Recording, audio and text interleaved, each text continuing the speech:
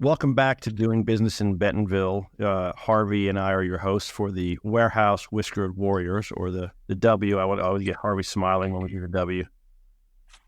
Oh, Elaine, thank you. And we are here today to... Oh, Elaine, show us your Warehouse Whisker Warrior. There we go. My whiskers. Thank you for participating. And Francesco is here today, and thank God he's got a beard because he's able to participate. If not, if you had shaved yesterday, we probably would have cut you out or found a way to figure out some other relevant startup. But we're not here to talk about your beard today. We are going to talk about Intrepid AI, which is a super cool startup. We're going to spend a lot of time talking about it. However, Elena, you want to introduce us to an icebreaker to get us off to a riveting start today. A riveting start. We're going to do Mad Libs again. Oh, God. Now, I'm going to apologize because this first one is already kind of confusing me. So we're all going to struggle through it together. Francesco, you're going to have to kick us off with a proper noun. Yep. Like a last name. Oh, yeah. My son's last name is Gadaleta. It's pretty hard to remember and pronounce. I know that. I'm going to do it phonetically since no one's going to see this. And then Harvey, another proper noun. Oh, Abraham. Say it again. Is Francesco, are you in Belgium? Yes, in Brussels City, indeed. And we're going through proper nouns, Elena, in English? Really? The next one, I promise, is a little bit easier. Josh, I need a verb with an S on the end. Runs? Okay. How's your morning going, Josh? All right, Harvey, I'm going to come back to you for another proper noun. Like a company name. Atlas. All right. Francesco, a noun. Person, place, or thing, plural. Wow. Desks.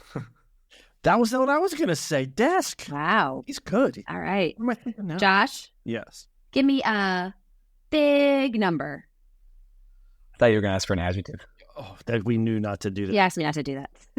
6,847. Did you say 6,647? I said 6,847. Oh, yeah. Excuse me. All right. And then one more verb. Who are you asking? Play? Anyone at this point. Plays? Play, yeah. I'm like plug and play. He's good. He's good. All right, guys. So this is the actual headline. Biden-Harris administration announces preliminary terms with Intel to support investment in U.S. semiconductor technology leadership and create tens of thousands of jobs. We came up with the Gadaleta Abraham administration runs preliminary terms with Atlas to support desks in U.S. semiconductor technology leadership and plays 6,847 jobs. I'm not going to lie. I like our headline better. I do too. It has a ring to it. Yeah, it has a ring to it.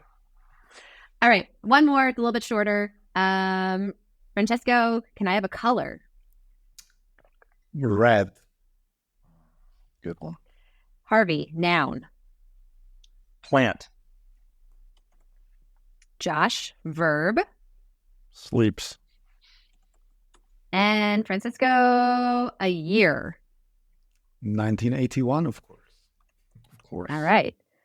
So the actual headline is Red Sea cargo diversions could affect 2024 holiday shipping. And we have Red Plant cargo sleeps could affect 1981 holiday shipping.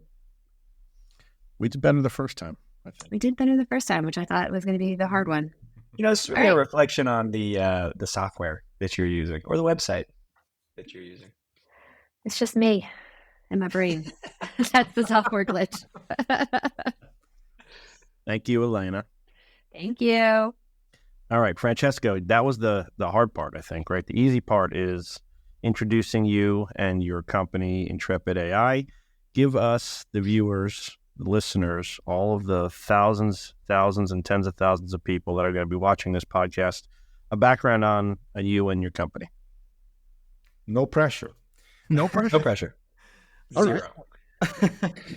Well, a bit about my background. I graduated a long time ago had a lot of fun doing that in artificial intelligence and robotics from Politecnico di Milano in Italy. I'm original from Italy. Then I relocated to Belgium just for a PhD in computer science, and then after just couple of years experience in the corporate, I decided to switch to, becoming a startupper, how they say. So there was a series of ventures, some quite successful. We got an exit from one, and some other failed, and the last one was is Ametics, which is my current company. So I try to combine, let's say, the insights and the lectures from academia and research to the world of business and the entrepreneurial world via startups as vehicles, of course. And Intrepid is just the latest, is the fourth, in fact, of the startups that I created. And we have been in stealth mode for the last 11 months now, almost 1 year. And came out in January with the promise to revolutionize the way people build robotics application. And Francesco, for everyone, if you could just describe stealth mode and kind of why. Why do companies prefer to stay quiet for a little bit? It's a good question. It's I think it's more an historical trend that comes from Silicon Valley, probably. But it's also a very nice way to stay focused on whatever you're building. And so avoiding distractions, avoiding the emails that you might be receiving, questions coming from outside, genuinely people interested in asking you, what is it about, what's the tech stack, and so on and so forth. And the problem of engineers is that they always love to reply to these questions. So they 100% will get distracted if they open the doors. So it's kind of a protection, I would say. At least it works for myself like that. So you came out of stealth mode in January, but how long had you been working on this prior to announcing what you're working on? So technically, we've been working for almost 1 year. 3 people, almost full time. Then along the year, there have been more people joining. In fact, the concepts come from way before 12 months, from the past 3-4 years, in which I've been, reconsidering a bit of things when it comes to developing robotics applications and the typical workflows of building applications of this type. But if you ask me, when did you start coding, implementing the actual thing, I would say, the last 11 months. And because we're building a house, right? We still lay in the foundation. So your previous companies, Amethix, maybe we can focus on what did those companies do? And what were you targeting through those organizations? And then how is that different from what you want to do with Intrepid? Right. So I have the luck and the privilege to be doing pretty much the same thing for the last 20 years, just in different sectors and with different companies. What Amethix does is providing solutions for, deep tech solutions for clients, operating several sectors. Initially, we were operating in critical domains, healthcare and genetics, so data analytics applied to prediction of certain genetic disorders. And then we switched kind of to the other extreme, which is critical applications in defense and critical systems, still related to data analytics and robotics, of course. Then, of course, when you enter in these domains, there is always these are always multidisciplinary sectors where there is a massive combination of statistics, applied mathematics, data analytics, and what the big public calls artificial intelligence, which is in fact a bunch of applied mathematics algorithms and stuff. And the difference between Intrepid and Amethix is not so much in the tech, but is more in the type of the let's say, the artifact that we are building. One is a service, Amethyx. The other is a product, Intrepid. And I believe that from an entrepreneurial perspective, there is a massive distinction there. So tell me about exactly what Intrepid does. Put it into super layman's terms for the folks out there that may or may not be as familiar with AI in the robotics space. Right. Squeezing the definition of Intrepid in one line, I would say AI-powered all-in-one platform for autonomous robotics. I hope I did a decent job summarizing what such a thing does.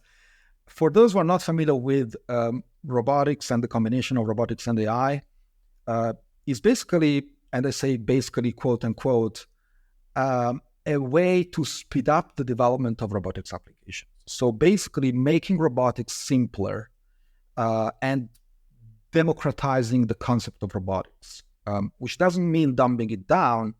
It means making it more accessible to people who are definitely not technical, but at the same time, to the technical people, making things faster, easier, cheaper, safer, and all the R that you can think of. And where have you guys got your start? Are we in drones? Are we in AMRs, autonomous mobile robots, robotic arms, manipulation? Yeah, so we currently focus, so we started with aerial robotics, drones, basically, quadcopters and fixed wings. These are the two, let's say, big families of aerial robots. But we also have expanded to ground vehicles. So we have some POCs running for ground vehicles. Not necessarily cars. They can be industrial vehicles, 4 wheels, or little tanks, those kind of things. Usually are vehicles that go to, let's say, hostile environments or environments that have been affected by natural disasters, earthquakes, and those kind of problems. And the combination of the two types of vehicles. So what people call or define as swarm robotics, which is a branch of collective intelligence for robotics. It's essentially the, let's say, coordination of heterogeneous vehicles participating to the same mission where there is an objective, a common objective to reach. And that's something extremely fascinating that is only now taking, let's say, seeing kind of the light out of the tunnel from agriculture technology, for example, where more and more heterogeneous vehicles are, in fact, coordinating towards one goal, which could be seeding, planting, or detecting bugs, or all of the above. So, again, for me, this is a newer space. You're not building a robot. You are building products to make the robots more efficient, right? You are building products to help the robots streamline their services. Is that super layman's terms?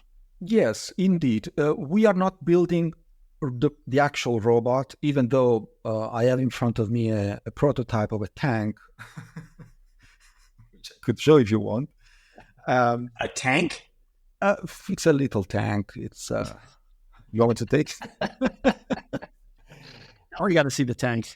It's just one of these prototypes that we build to show and tell. Harvey, I like that today. Yeah, it's like a little an expensive toy. But we do not build the actual vehicle. Of course, we build some prototypes once in a while to test the stack and have kind of the feeling of the software being deployed to a physical vehicle and architecture. But it's not necessary for us to build the physical robot. That's where actually the partnerships that we are closing with robotics manufacturers are helping, because we don't want to, first of all, it's not a matter of competition. It's just that we don't have the enough expertise to build actual robotics. So yeah. Interesting. And then in the market, kind of, what's your perspective been so far on commercial adoption, right? And whether it's making more progress at the SME level, maybe it's the enterprise level. Like, who's buying these solutions today? And then what do you think the next few years looks like? So before going to the next years, I want to make a statement here, which is the way robotics is being built for the last 15 years, in fact, hasn't changed that much. And I'm saying this because I've been in that space for long enough to see what happened in the years. Very slightly changes have happened to the typical workflows of building a robotics application, which is a shame because, the world is moving at a much faster pace than before. The integration of technologies today is much more prominent than a few years ago. And there is more and more the combination of technologies that were not supposed to be, or we did not think they could have actually fit in the same picture just a few years ago. Now, GPT family of models, we all know it's kind of the big thing now. But if you asked the typical data scientist 5 years ago if there would have been a combination of these technologies in the sectors that we are seeing today, they would have never guessed. And this is happening in robotics today. Now, when it comes to who is going to buy a platform to build robotics applications today, I would say that robotics is definitely a field that is growing, but it's also changing as it grows, so that there is no real reference when it comes to robotics. I've seen personally a lot of misunderstanding about, when you mention the word robot, people think the typical humanoid that dances on a stage, which is definitely not what we mean by robotics. Killer robots, that's kind of the marketing aspect that want to traumatize people. That's also not robotics. Or otherwise is industrial robotics, which is probably as old as myself. And the number I mentioned before, 1981, is indeed a long time ago. Now, industrial robotics is a different beast because it deals with structured environments in which things cannot really go that wrong, if you think. The robotics that we are used to speak about today is the robotics that want to deal with accidents, weather conditions, or wind. So imagine drones if it's being in a thunderstorm, mud. Think about agricultural technology. These are the typical scenarios where people are thinking of where can I place my robot in the next few years. So the type of client that might be interested in purchasing or interested in a platform to build robotics application, in fact, goes across sectors. Now, we at Intrepid, we are focusing on one particular sector, of course, like agricultural technology and infrastructure maintenance. But there is a plethora of sectors where, these same scenarios are kind of basic blocks that you keep seeing. They're kind of invariants across sectors. So think about patrolling use cases, source localization, search and rescue scenarios, swarm robotics, which was an academic field until a few years ago, and now it's a lot more used, for example, for entertainment. I don't know if you have seen this light or fireworks. Yeah, modern fireworks. Yeah, a concert, the Super Bowl, drones in the sky. Exactly. And I think that we're going to see more and more of these things because the algorithms and the coordination algorithms, of course, are getting more and more mature. People are getting more and more knowledgeable about how to build these things. The problem is that I personally believe, and that's the reason why I started Intrepid, is that people are not familiar with the fact that they can speed up the development of robotics applications orders of magnitude with respect to what they could do a few years before. Francesco, so if you had your ideal industry client user base, if you could say these are the top 5 types of individuals and companies I'd be wanting to just reach out to or have utilize and test, pilot my platform, give me some examples of that. Well, Definitely. In the sector first, I would think of agriculture technologies, the most fascinating one to me personally, for several reasons. Open challenges are incredible for an engineer. Also, the fact that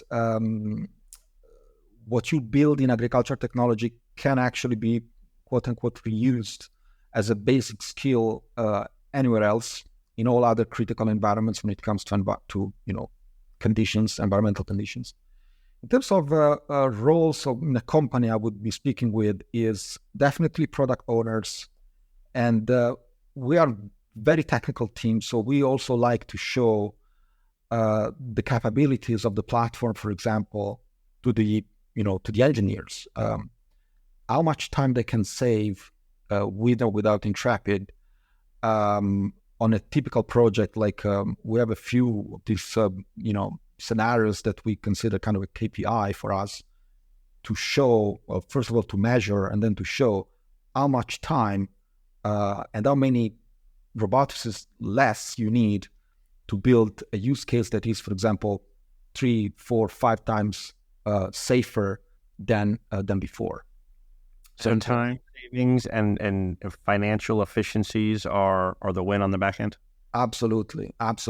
There is a very tiny fraction of robotics project that actually see the light within the budget and within the time constraint. A very limited fraction. And I mean, our bet, of course, is to not even double that, like to multiply that by X, because operating on the workflows, what we call the critical path of application development, is will change the rules of the game. And we have seen this happening for software, and I don't see why this should not be happening for robotics, which is in fact software with wheels. And then how do you guys think about the business case right now, right? Like, how do you help your customer calculate the ROI? Like, how do we kind of bridge that gap? Because in the conversations that we have, at least on the client side of our business, that seems to be one of the biggest hangups before we get to a broader adoption. Sure, people are happy to pilot and run POCs and test things out. But then when it comes time to calculate the business case, things either slow down to a crawl or they get scrapped. So how are you guys thinking about that? Are you guys thinking about that right now? And maybe that's not a key focus for you at the moment with where the industry is, but just I'd love your thoughts. Sure. So indeed, we are not currently interested in ARR and all these micro metrics that companies usually observe, especially when they're navigating into deep waters. We are much more interested, of course, in building the tech at this point in time. But of course, there is a mantra that we have when we talk to potential partners and potential customers, which is design, simulate, and deploy should be under the same umbrella. This is something that is not happening in robotics and the development of robotics applications. When you have, these are 3 kind of pillars that are kind of, independent from each other, while they should not. So when you put design, simulation, and deployment under the same platform, and that's why the only one platform of in the tagline of Intrepid AI. When you put these things under the same platform, you're basically demolishing the time to market for any application that you build on that platform. I mean, that's undeniable, because the 3 things are beating the so-called tool fragmentation. In robotics, this is exceptionally high. I've seen many robotics teams to deal with integration issues because they use fragmented tools. There are a lot of tools for designing, for simulation, and for deployment. There are a lot of tools. The problem is combining them and integrating them under the same project. So integration issues sometimes make the project more expensive than the project itself, which is non-acceptable from a business perspective.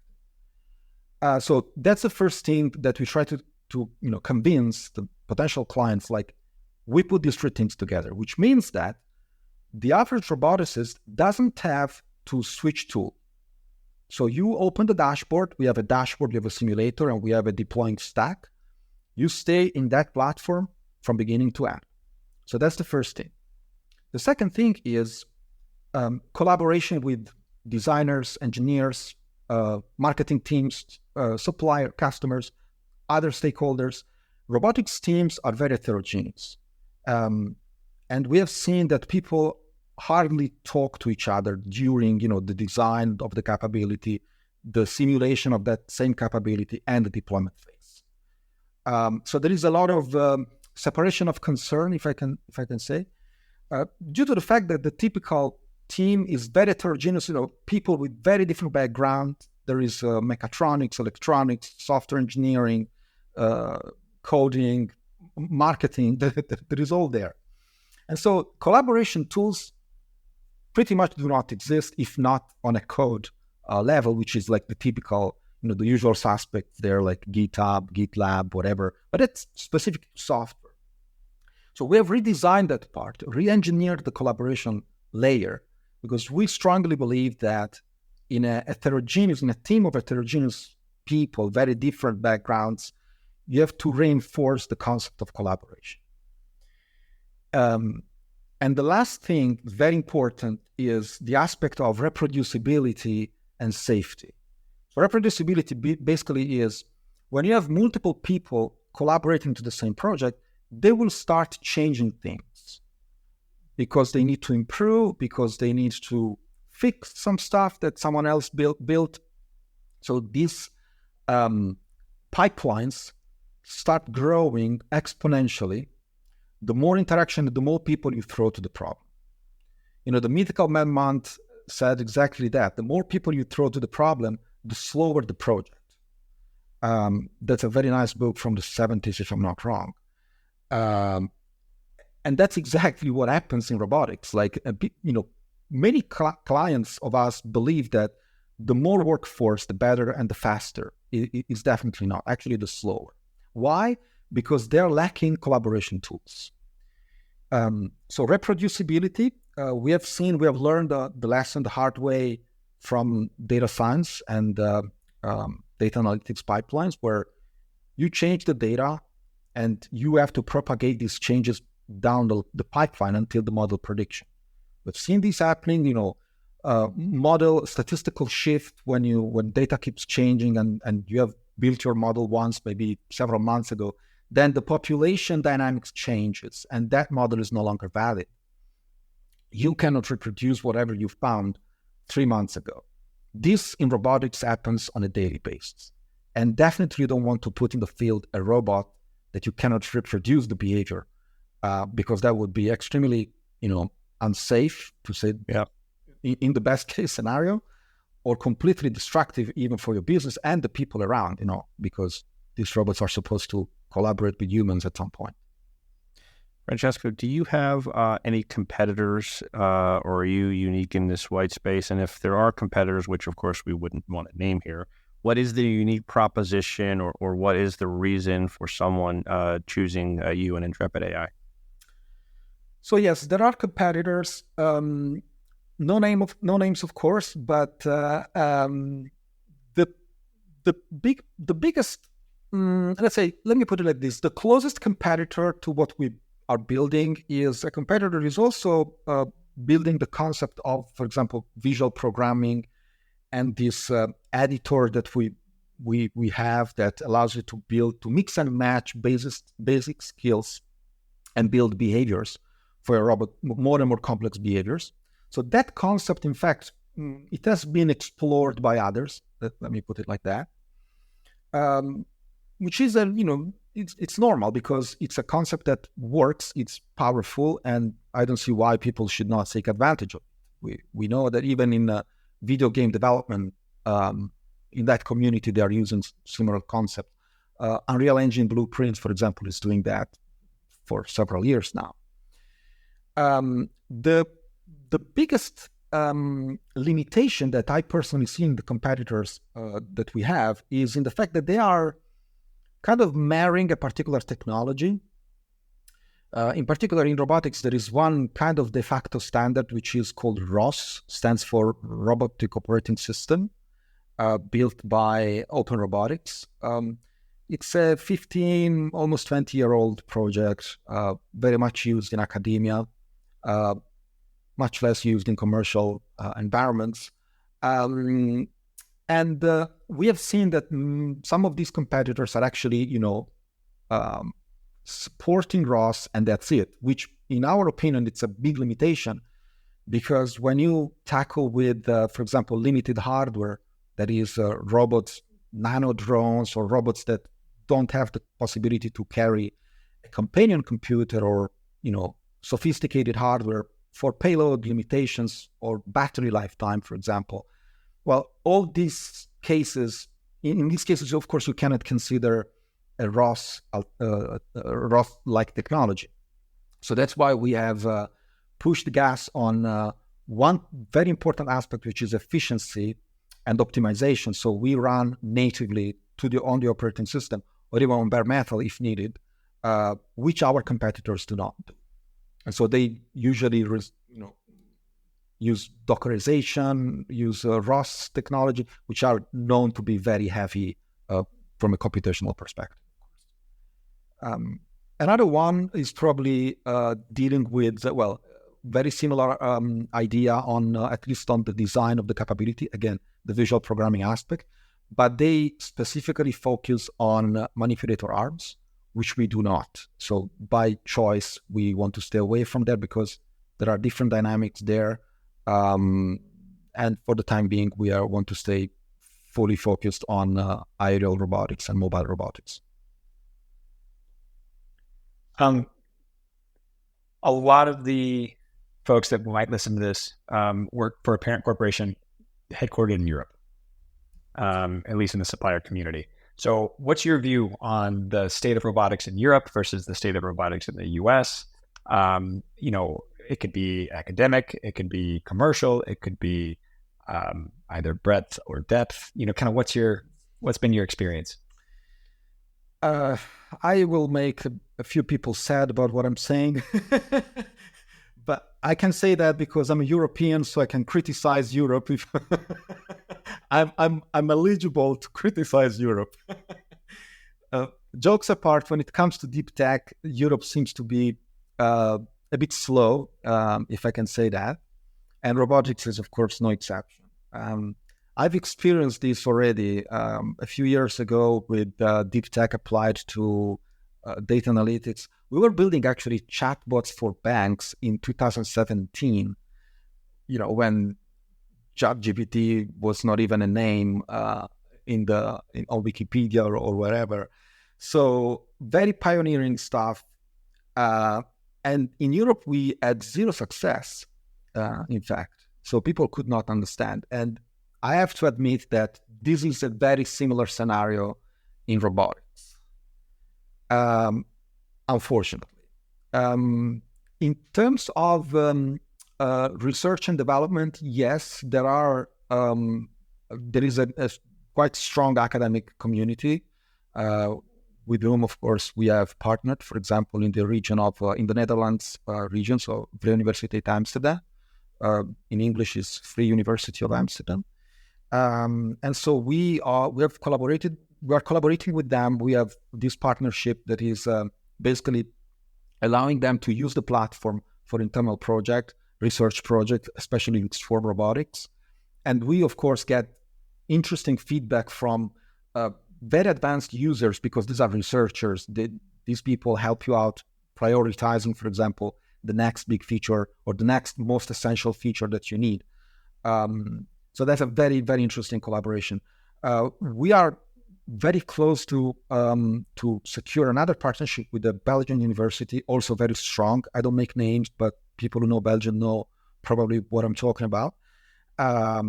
And that's also something that will be in the midterm very fruitful for a company like Intrepid. We are a deep tech, so we have to live between the commercial aspect of robotics, and of course the research and development aspect of it. And Europe is probably giving us a hand on the research part and not so much on the commercial aspect. So probably it will be time to look, overseas. Francesco, last question I have for you. You just came out of stealth mode, and I love that terminology, just recently. So newer to the marketplace, what do you see team dynamics, staffing, 12 to 18 months from now? Like, well, where do you see yourself going as this thing gets more and more traction? So from Intrepid perspective, I mean the team at Intrepid, so we are already at full bandwidth, so I don't want to wait too long to expand the team. Of course, we are also in fundraise mode, so I strongly believe that will speed up and will eliminate the lack of bandwidth that we currently are approaching. And that's quite normal because we have been growing relatively fast internally. I know that these are very small numbers, but being in stealth mode means that nobody knows what you're doing. It's just you and your partner. And all of a sudden you have like 6 and 8 people joining, and because they love the project, they feel the challenge as much as we do, or we did 11 months ago, and they want to jump on the train immediately. And the problem there is to not to become a people manager, right? Because we still want to build tech. Actually, we just started building the tech.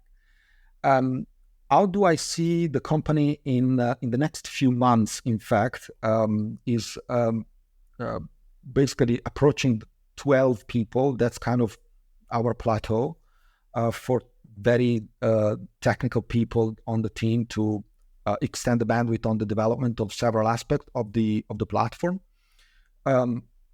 We have in fact 3 modules that have to go in parallel, which is the dashboard, which is the front end, the visual programming tool.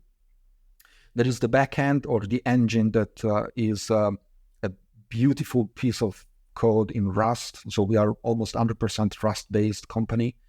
Rust is the safest language that you can think of today, safest programming language.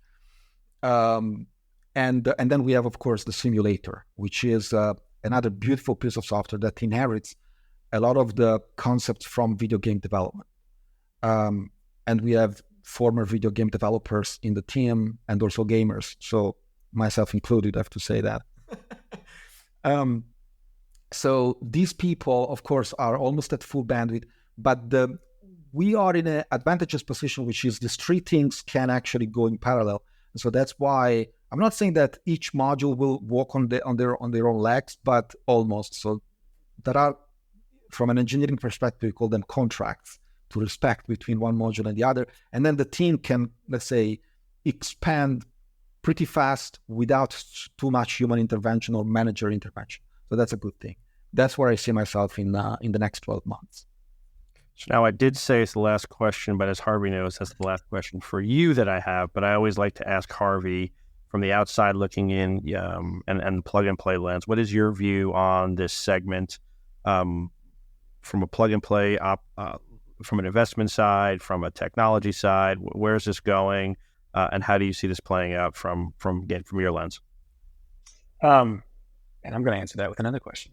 But I think what I would love to see, and what I love that Francesco is working on, we need to figure out as an industry how to get past the adoption blocker that is kind of the valley of death equivalent in robotics on the enterprise side or on the commercial side, when you jump from a pilot to a broader adoption inside the organization, inside live production environments. I think that has been the biggest hang up for the past few years.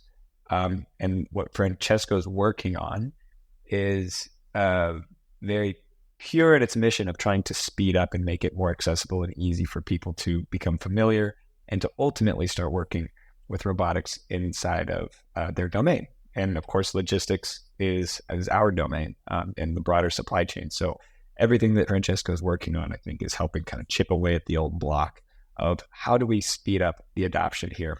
across a variety of use cases. You're working on drones. A lot of people are working on doing cycle counting using drones in the warehouse. Some people have found success. Other people have not, but we're continuing to chip away at it and trying to make sure that ultimately we will have autonomous or semi-autonomous machines doing a lot of the work in the logistics environment going forward. So big fan, obviously. Francesco, thanks for spending some time with us. The question that I want to pose back to you before we wrap up is, how can people get in touch, right? And kind of how can people interact with you? I know you're going to start onboarding clients pretty soon. Is there a demo that you can walk people through so they can see it? Can they interact with it? How do we go from this podcast to hopefully lining up some conversations for Intrepid? Sure. Well, first of all, we have a website, Intrepid AI. On the website, we also maintain a newsletter/blog where we actually announce all the latest things. We are part of the NVIDIA Inception program very recently. So kudos to the guys who made that happen. Congrats. Thank you. We have a lot of credits to spend in GPUs now, so and we need it. So on that space, of course, people can read about the latest news, whatever is happening, and the features that we release on a weekly basis. We have a Discord channel, all on the website, of course. It's free to join. There is, of course, a public channel where we welcome roboticists, our non-robotics expert, pretty much welcome to come and ask and speak with the rest of the team. They are amazing guys. Thank you so much for joining us. We're excited to see where you're going and appreciate your time and look forward to staying in touch. Thank you so much for having me. Thank you so much. Great job.